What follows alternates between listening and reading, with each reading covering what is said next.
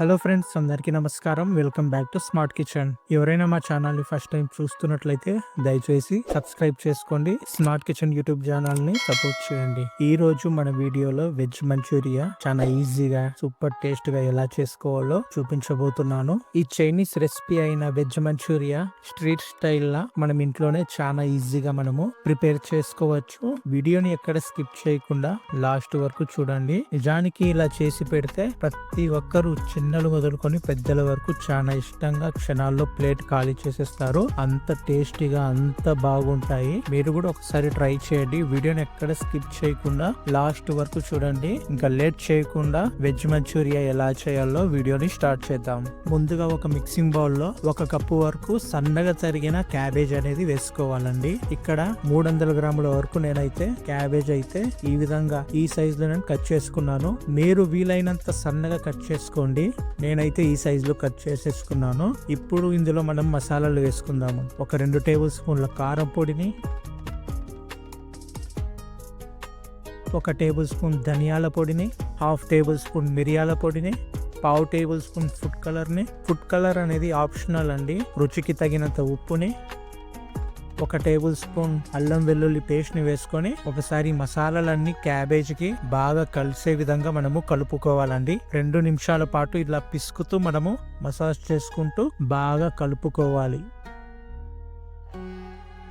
2 నిమిషాల పాటు బాగా కలిపేసుకున్నాక ఇప్పుడు ఇందులో మనము 1.5 టేబుల్ స్పూన్ కార్న్ ఫ్లోర్ ని,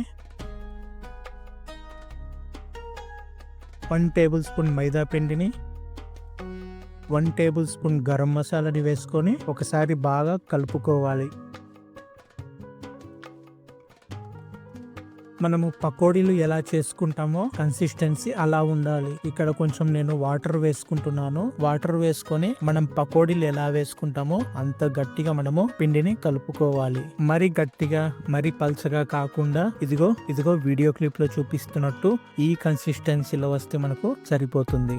ఈ విధంగా మనము కలిపేసుకున్నాక ఒక 5 నిమిషాల పాటు బాగా కలుపుకున్నాక మనము మంచూరియా అనేది ఈ విధంగా చేసుకొని నిదానంగా ఆయిల్లో వేసుకోవాలి. ఇప్పుడు దీన్ని 10 నిమిషాల పాటు పక్కన పెట్టేద్దాం. ఇప్పుడు మరొక గిన్నెలో 2 టేబుల్ స్పూన్ల కార్న్ ఫ్లోర్ వేసుకొని అందులో కొద్దిగా వాటర్ వేసుకొని బాగా కలుపుకోవాలి. ఈ విధంగా బాగా కలిపేసుకున్నాక ఇప్పుడు ఈ కార్న్ ఫ్లోర్ వాటర్ని పక్కన పెట్టేద్దాం. ఇప్పుడు మరోవైపు స్టవ్ పైన కడాయి పెట్టుకొని డీప్ ఫ్రైకి సరిపడా ఆయిల్ వేసుకొని బాగా వేడి చేసుకోవాలి.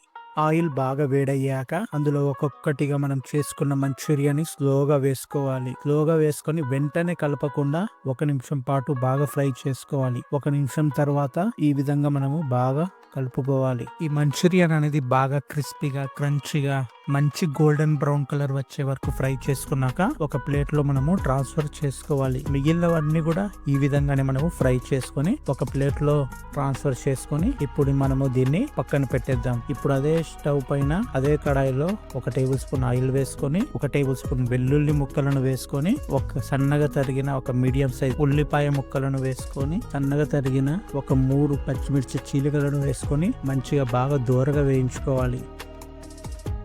1 నిమిషం పాటు బాగా దూరగా వేగిన తర్వాత 2 రెమ్మల వరకు కరివేపాకు వేసుకొని మరో 1/2 నిమిషం పాటు మనము ఫ్రై చేసుకోవాలి. 1/2 నిమిషం తర్వాత ఇప్పుడు మనం ఇందులో ఒక 2 టేబుల్ స్పూన్ల టమాటా sauce, 1 table spoon vinegar, 1 table spoon soya sauce, 1 table spoon red chilli sauce వేసుకొని 1 నిమిషం పాటు హై ఫ్లేమ్లో బాగా కలుపుకుంటూ ఫ్రై చేసుకోవాలి. ఇలా 1 నిమిషం పాటు బాగా ఫ్రై అయ్యాక ఇప్పుడు మనం ముందే కలిపి పెట్టుకున్న కార్న్ ఫ్లోర్ వాటర్ని వేసుకొని మరొక నిమిషం పాటు గట్టిగా చిక్కబడేంత వరకు మనము ఫ్రై చేసుకోవాలి.